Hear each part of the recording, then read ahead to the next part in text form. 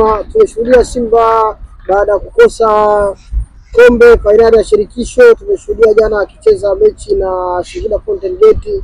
Upande wenu mashabiki mmeenjoy na mmefurahi, lakini makosa makubwa yanaonekana ni ya mwamuzi.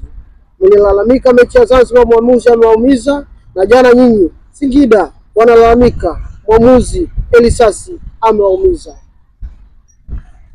Mimi mara nyingi waga sio muumini wa kuongelea marefari, kwa sababu refari ameteuliwa na shirikisho la mpira wa Tanzania TFF kusimamia sheria 17 za mpira wa miguu, na yeye jana amesimamia sheria ni 17. Kwa mimi waga si muumini wa kuangalia refari amesimamia nini alichokifanya, kwa sababu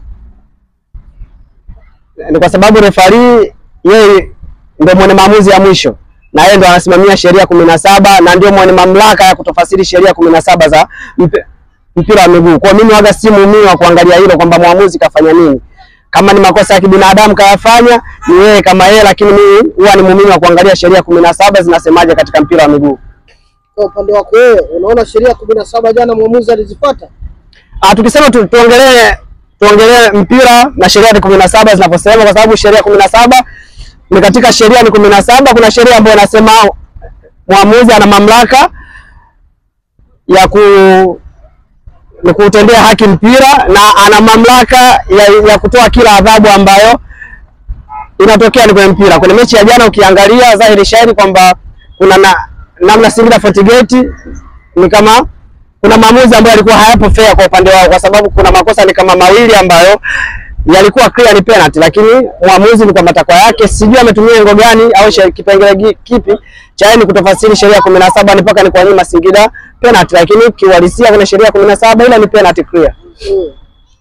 So kwa mwenendo huu wa marefa tuliokuwa nao kwenye ligi kuu ya NBC na Afrika kiujumla, unafikiri kuna mahali tunaelekea? Maana inaonekana wakati mechi ya finali mashabiki wengi waliimba kwamba refari ameumiza. Tumerudi kwenye ligi kuu, samaki mdogo ameonekana kuliwa na samaki mkubwa na ameathirika kwa kiwango kikubwa kabisa.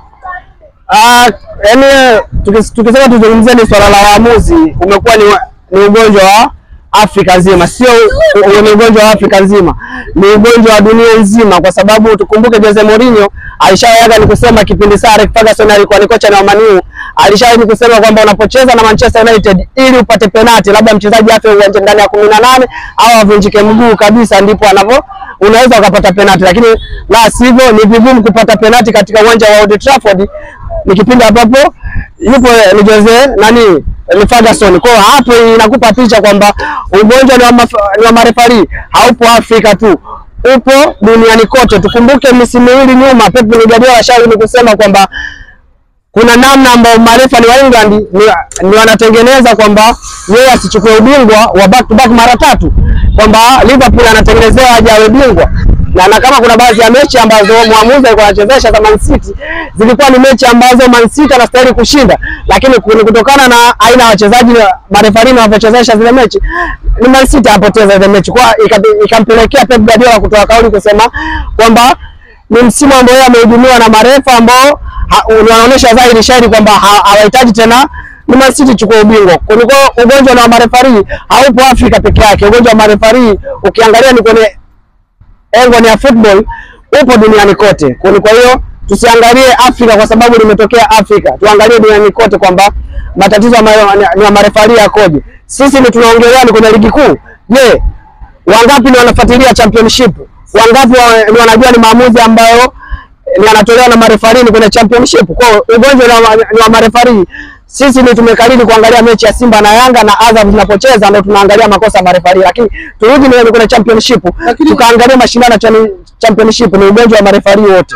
Lakini kilio kikubwa kimekuwa mechi za Simba, inaonekana ndio kuna utata zaidi, maana watu wakitoka hawadiscuss uwezo wa wachezaji, wanadiscuss uwezo wa waamuzi. Hii haionekani kama kuna upendeleo zaidi wanaleta baadhi ya waamuzi? Yaani ni kinachotengenezwa ni propaganda za mitandao na ni propaganda za Simba na Yanga ndizo zinazopelekea kila mechi kwamba hata kama ni muamuzi amesimamia sheria 17 bado watatafuta engo ya kumtoa ni muamuzi kasoro kwa sababu tu ya antesheni zao za Simba na Yanga. Na tukiangalia ligi inapoelekea kwamba Yanga anaomba sehemu ndogo sana Simba apoteze ili Yanga atangaze ubingwa. Kwa pindi Simba anapendelea ni kushinda mechi zake, ndipo ile rumors za mitandao, propaganda za nani zinaanza kutengenezwa ionekane kwamba muamuzi hayupo fair. Lakini hebu nituangalie ni kwenye pichi, sijui umeelewa, kwa sababu ukiangalia hata ni goli walopata Simba jana ni uzembe, ni makosa aliyofanya ni golikipa na mabeki yake, na maana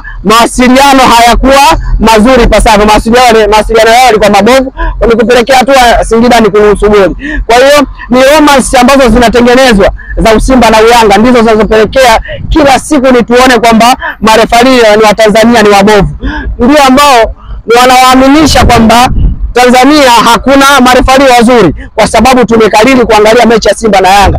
Tuangalie mechi ambayo akicheza Mashujaa na Fountain Gate, tuangalie mechi ambayo akicheza Pamba na Ken Gold. Tuziangalie hizo mechi, maamuzi ya marefari yako vipi, na imani kama zikitoza propaganda za Simba na Yanga zikiondoka, mimi naamini ni marefari, ni bado nchi yetu ni marefari bora sana, ila propaganda zinazotengenezwa na Simba na Yanga ndizo zinasababisha kila siku tuone marefari wetu ni wabovu.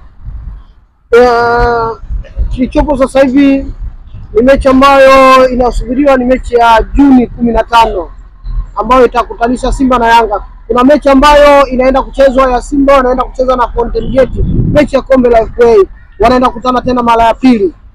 Kwa msimu watakuwa wamekutana mara 3 mfululizo. Hii unaionaje?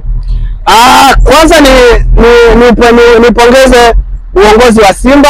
Pili nilipongeze benchi la Simba likiongozwa na Fadlu, kwa sababu duniani kote hakuna binadamu ambapo anaweza kila baada ya siku mbili anaenda ni kucheza mechi.